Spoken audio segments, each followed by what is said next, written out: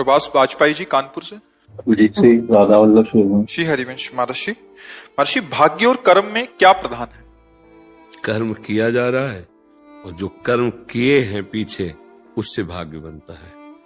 जैसे हमारे गोदाम में बहुत वर्षों का अन्न रखा हो, जो उससे आज पिसवा करके आटा बनाकर जो पा रहे हैं, उसे वर्तमान में जो शरीर बना है वो भाग्य लेके आया। उन्हीं कर्मों का फल, शुभ और अशुभ दो प्रकार के कर्म, पाप और पुण्य, दो प्रकार के फल, सुख और दुख, ये पहले से लिख चुका है, इसे भाग्य कहते हैं। और कर्म अब जो हम कर रहे हैं, तो कर्म से कर्म मिटाए नहीं जा सकते।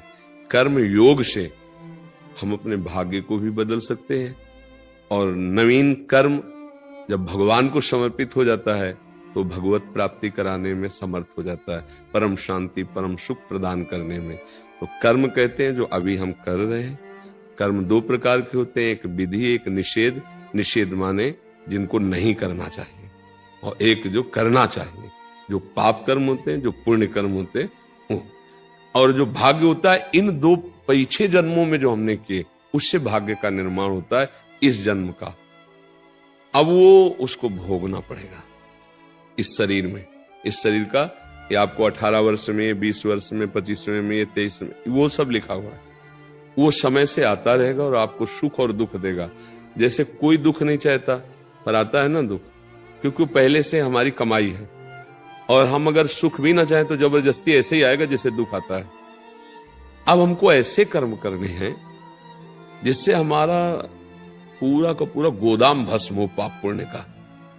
और जो प्रारब्ध भोग है, इसके लिए मुझे क्षमता मिले कि मैं सह जाऊं। और जो आगे के कर्म हैं वो ऐसे निर्विकार हो कि मुझे बांध न पावे, दुख न दे पावे। उसी के लिए अध्यात्म है, उसी के लिए भगवत चर्चा होती है। अगर हम प्रत्येक कर्म धर्म शास्त्र युक्त करें और भगवान को अर्पित कर दें और नाम जप करते रहें, सब ठीक हो जाएगा। तो कर्म और भाग्य का मतलब समझे?